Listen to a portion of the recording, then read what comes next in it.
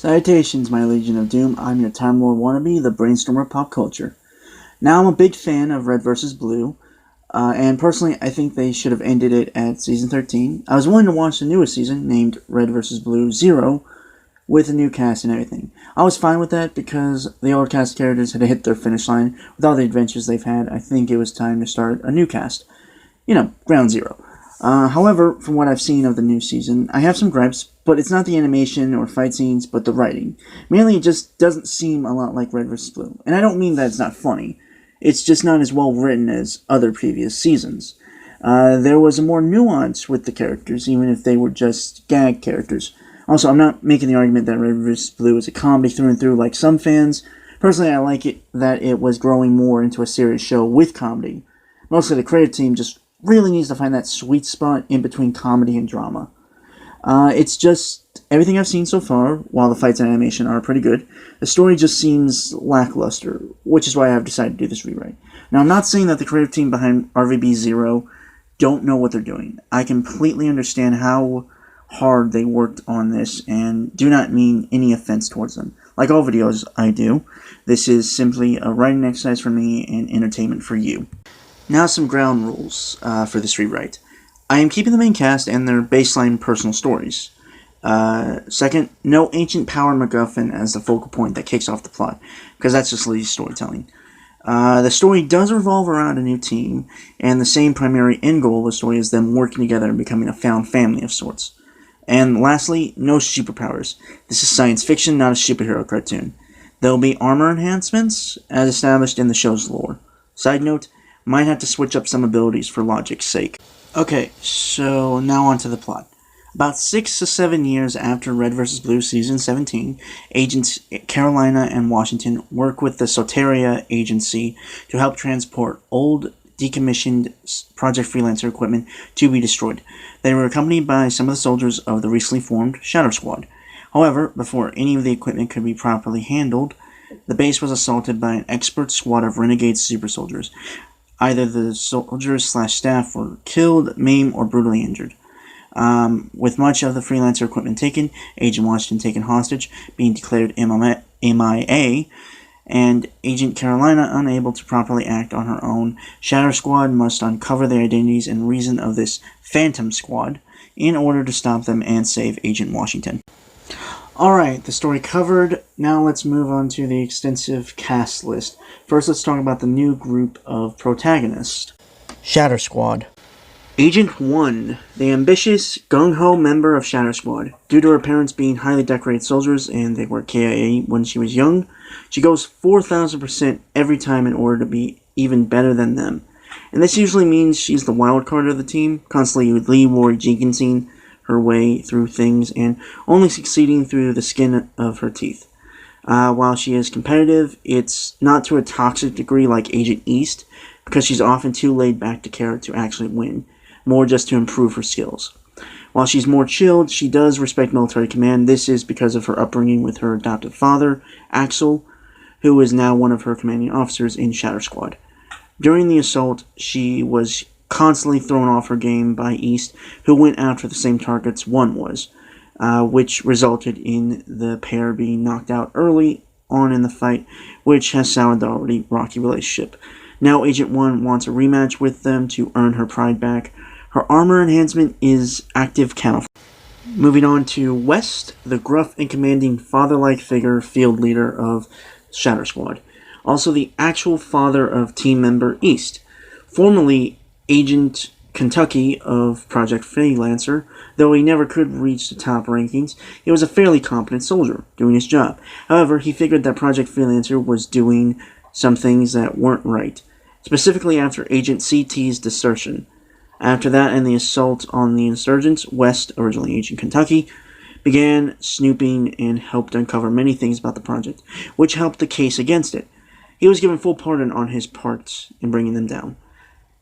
He helped form the Soteria Agency after the fall of Project Freelancer, saying it's what Project Freelancer was supposed to be. He declined a rank to make him director of the agency because he can't stand bureaucracy, so he'll just train agents and work in the field. When East was little, she became very sick, and normal medical professionals had no idea what to do, so West had to pull some strings in order to have East be given advanced and highly experimental treatments to her, which saved her life, but with the side effect of East having extremely heightened senses, which was extremely difficult to deal with, which caused a rift between them. It certainly didn't help that he wasn't there when he needed to be, even missing her birth due to him working with Freelancer at the time. He actually still had some pull, and when he heard that East had graduated from the military academy and hoping to reconnect with her, he had her assigned to Shadow Squad. This is mainly due to not having much contact with her in 10 years, only saw each other at East Mother's/West Wife's funeral, but that was 6 years ago. During the attack by Phantom Squad, he lost his right arm because he dove in to defend East from an attack that could have taken her head, but he sacrificed his arm instead. So now he has a cybernetic limb. Unfortunately, the software hasn't fully grafted to his nerves yet, so it short circuits from time to time, mostly just punching West or Raymond every time the rookie is near, in the face. With his brute build, he's taken the strength booster, which gives him a more oomph in his punches. Axel, the golden boy, second in command and weapon specialist of Shadow Squad. Also married with 2 daughters and an adoptive daughter in Agent 1. Formerly an ODST in the Great War and worked with West in joint operations with Freelancer. Both helped in forming the Soteria agency, and Axel was settled with having things set up for retirement, but was coerced to join Shadow Squad by West after one night at a bar and a lost bet. So now he's working for the next 5 years, counting the days down. He's a little overprotective with Agent 1 due to him personally raising her after her parents died. He knows she strives for this unattainable goal of growing to her parents' legacy, but she obviously acts as wanting to surpass them, which he doesn't really approve of that mentality when on a team, but he knows he has to be patient with her, knowing if he pushes, she might spiral down further. When compared to West, he's more like the patient and thoughtful father figure with the younger recruits. He wasn't there when the base was raided and feels incredibly guilty that he wasn't there to help. So he's motivated to track down these criminals and stop them. Like the rest of Shadow Squad, he's been outfitted with an armor enhancement, which aids in his weapons targeting, an advanced motion tracker. Agent East, the rebellious and competitive scout of Shadow Squad, and rival to Agent 1, and distant daughter to Agent West. When she was a kid, she got very sick, so her father pulled some strings to have her given some experimental treatments, which saved her life, but the end result was that all her senses were extremely enhanced. For a long time, she couldn't handle it, almost driving her mad. After the fact, she developed a distance to her father, blaming him for the suffering she underwent during her childhood, and due to his status of being a former freelancer as well as help founding the premier military defense agency, she feels constantly in his shadow. So now she's fighting to be seen by the higher-ups, which constantly makes her overtly competitive and sometimes very dangerous, giving her extreme tunnel vision, unable to focus on anything else. Since she's on Shadow Squad, she is under the command of her father, which she hates, and Agent 1, who seemingly lucks out of every situation, is her greatest rival in the team, with the annoyance growing into seething hatred, as East is constantly shown up and embarrassed by the oaf, especially in front of Agent Carolina, who she's a big fan of, and East looks at her as a role model. Her armor enhancement is speed boost, just like Carolina. Raymond, the new rookie battlefield mechanic and technological expert of Shadow Squad. Full name is Raymond Monty Hargrove, for he is the nephew of Malcolm Hargrove, former CEO of Caron Industries and chairman of the UNSC Oversight Subcommittee. The man responsible for much of the misfortune for the Reds, Blues, and Agent Carolina and Washington of Project Freelancer. Also the man who tried to commit genocide on an entire planet for profit. While Raymond is nothing like his uncle, he has had to live with the shame of sharing the last name with the man, but is looking to change how people think of the name by joining the Soteria agency and help make a difference. He and Axel weren't there during the time of the assault because Axel was picking him up. Talk about one hell of a first day. But he's determined to help because he signed up for this, seeing this as a perfect opportunity to prove his worth, more so to Agent Carolina because he gets the distinct feeling that she doesn't like him personally. He's personally working the mission from a cyber detective's point of view, trying to backtrack anything to Phantom Squad. His armor enhancement is holographic hard light clones, which is a mix between the tech of hard light shields and holographic projection, meaning the hard light clones can fight in Raymond's stead to avoid any physical damage. Yes, Raymond built it himself because he couldn't pick between the two. Agent Carolina, former agent of Project Freelancer, highly decorated soldier, and acting overseer of Shadow Squad. She and Washington began working for the Soteria Agency, an independent defense agency formed by some ex-freelancer operatives who thought they could use their skills to help people. That's why Carolina wanted to join. It wasn't too different from how Freelancer operated in missions and stuff, but it was more idealistic and less manipulative. She and Washington joined because they wanted to work with old colleagues again, and Carolina still felt she owed some penance from her past. Only working for the agency for about a year, she finally comes into contact with West and some of the newly formed Shadow Squad. When the assault on the base happens, the enemy known as Phantom Squad not only steals former Freelancer equipment, but 3 of the members, Zero, Cutlass, and Diesel, specifically go after her, incredibly brutalizing her, and the last thing she remembers is watching them carry Wash away. After waking up in a medical operations center, she finds herself really unable to do much due to her being confined to a wheelchair. Even though she really wants to go after the bad guys herself, she must put her faith in the new team to help get her friend back. However, she does take command as the overall leader of this operation, being the woman in the chair, and sees that she needs to help Wes and Axel whip the younger soldiers into shape in order to combat this threat. Now, I'm aware that some might have problems with how I have Carolina this way, but my reasoning is that it shows the brutality of Phantom Squad and how outmatched Shadow Squad is when compared to the bad guys. Secondly, Carolina would go after the bad guys herself with just a broken arm, pushing through the pain, so confining her through a wheelchair gives her more incentive to stay with the new characters. And third, well, since I put her in the overseer commander position, I think it's an excellent way of emphasizing her father's, Dr. Learnchurch, traits, as so far we've only seen her mother's, Tex, traits.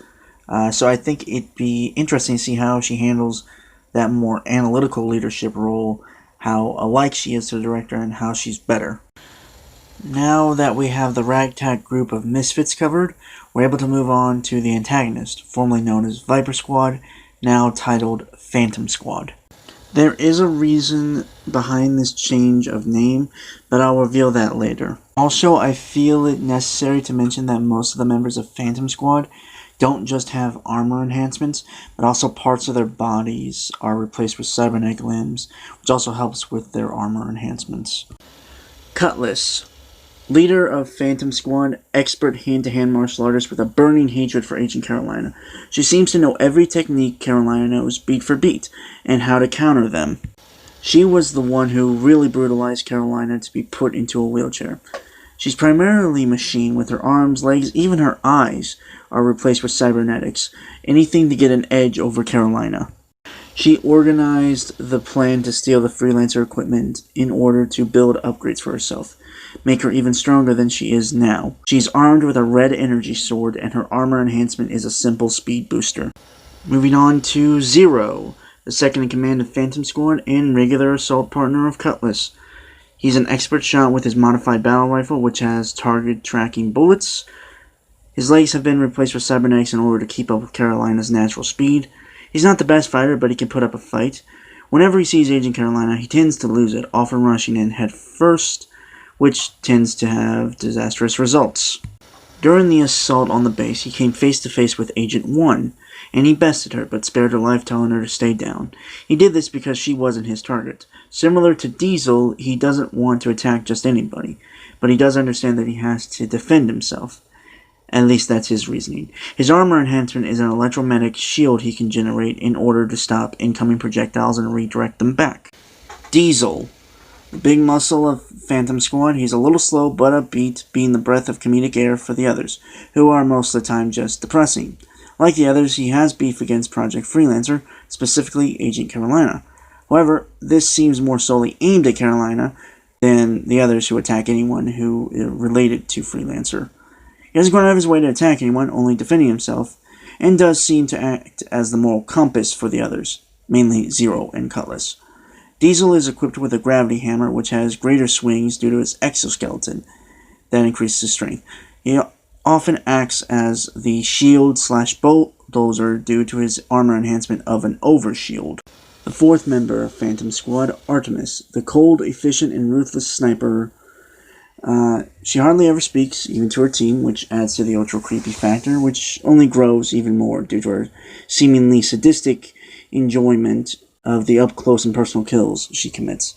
She's a recovered robot unit from the decommissioned RVB bases, found by Zero, Cutlass, and Diesel, modified and upgraded in order to be of use for missions. Since Artemis is a robot, she doesn't require cybernetic enhancements like the others, nor does she even have an armor enhancement. By her own account, she just needs herself, some bullets, and her sniper rifle, Angel Maker. It's what she calls her sniper rifle. So I'm sure you have a few questions about the changes I've made here, which I will answer now. So Phantom Squad, formerly named Viper, was changed for the very specific story reasons, because if it wasn't obvious, this squad are supposed to be ghosts from the past of Project Freelancer, specifically meant to haunt Carolina and the ghost of her father, the director. I made this decision because I think it works with a common theme you see a little bit in Red vs. Blue, specifically with Carolina, that being that the past can haunt you. For you see, Phantom Squad is actually the triplets. Well, except for Artemis, but I've already covered her, so I'll carry on. Yes, if you've seen Red vs. Blue Season 14, Episodes 21 and 22, the triplets and the mission, respectively, I also have a reason for why I changed the antagonists to be the triplets, and I'll give the reason on how and why they're antagonists now. In dressing in order, number one, I changed the antagonists to be the triplets because, well, they were interesting characters that fleshed out the time of Freelancer. They probably were the inspiration for the Reds vs. Blue program, not to mention they have a connection to Washington and, by association, Carolina. They also were just fun and interesting characters that haven't been really utilized in the story much, which I'm fine with, but I think the changes to the story I've done, I think makes sense to bring them in. Not to mention they are a good and clear reminder to Carolina of how bad her father could be. Also, I just really wanted a group of antagonists that were competent and intimidating and had the dynamics of the classic Reds and Blues. How and why they're villains is interesting because when we ended their story they seemed content with where they were put and seemingly spent the rest of their days doing whatever wacky shenanigans they did at those bases. My story for how they became Phantom Squad is that, well, they were technically top-tier soldiers, but when compared to the other freelancers, they just didn't make the cut. So they kind of ended the other soldiers stationed at the base with them, which just left them alone with each other. During that time of isolation, the three kind of started going back to the negative thinking they had before, which only increased when they were found by the UNSC, and they learned what happened to Project Freelancer, what happened to all their friends, and why the director did what he did. And it infuriated them that the lives of so many, their friends, them, were so completely screwed over just because an old man couldn't move past the loss of his wife. One could only imagine the rage they felt, and through some digging were able to find out the relation of Carolina and the director, and wanting to end everything that Project Freelancer brought into the world, they now seek to kill everyone involved in the shit that was done to the innocent people caught in the crossfire of the director's goals. I realize that's a little hard to believe that these characters would fall so hard, but I think it can work. You just really gotta have a suspension of disbelief. Okay, so I'll cover some of the changes I made during the rewrite. This is in no particular order, just ones I thought would be asked the most. First off, I changed the name Phase to Cutlass because it didn't make sense to have that name still if she couldn't teleport, but I gave her the plasma sword, thus the name Cutlass came to mind. It's a type of sword. Second, I added that West was formerly Freelancer because I thought it'd be cool to have someone who had a connection to Project Freelancer that did okay and rose above the crap that followed after the fall of Freelancer. The reason why he was Agent Kentucky was because I looked up on the RVB wiki and looked up at the agents that were MIA. Third, I made Raymond the nephew of Malcolm Hargrove because I wanted to have a connection to the Chorus trilogy that wasn't Locust or other characters from Chorus. Also, I just thought it'd be interesting to have that kind of dynamic between Raymond and Carolina. Fourth, Artemis being added to the antagonist was mainly because I wanted a robot villain that works with humans, and also just to see how a robot unit like Lopez could actually be utilized for combat. Fifth, the Satoria Agency was an idea I thought of as I was watching a review for RVB 0 Episode 2 by Eruption Fang. Great YouTuber, check him out. Where he mentions the world building kind of sucks in this season, making reference to the fact that we don't really know who Shadow Squad reports to. So I came up with the Soteria Agency to be that organization that Shadow Squad works for. So, quick backstory for it. While the name Soteria is the name of a Greek goddess for safety, deliverance, and preservation from harm, the Soteria Agency was formed by West, Axel, and several other ex-freelancer agents. It's supposed to be Project Freelancer 2.0, but better because it's not interested in the selfish goals of one leader. Hell, it has a board of directors that act like Congress, voting to really make any major change for the agency. Mainly what the agency does is security, bounty hunting, and humanitarian aid, for a price, because it is an independent military contracting agency. However, they never take jobs for like tyrants or criminal syndicates or the like. They're about helping people. Lastly, I didn't have Washington in the characters section because technically he's the MacGuffin, kinda, since he's taken hostage by Phantom Squad, and the reason Carolina joins up with Shadow Squad. Not to say he doesn't have an active role in the story, it's just that Wash has gotten a lot of character development and progression before, so I wanted to have some more with Carolina, and obviously the new team. I'd probably have him as a prisoner, like try and reverse Stockholm Syndrome with Phantom Squad, or at the very least try and have him make them see the error of their ways. I'll say that he's a representation to Phantom Squad of a freelancer being able to start again, who chose a new and better path. So yeah, that was my rewrite of Red vs. Blue 0/pitch for Red vs. Blue Phantoms. Sorry I didn't go beat for beat for the plot, but I think you can see where it would have gone had I sat down and wrote a whole season out. Anyway, in brightest day and blackest night, no evil shall escape my sight. Until next time, my legion.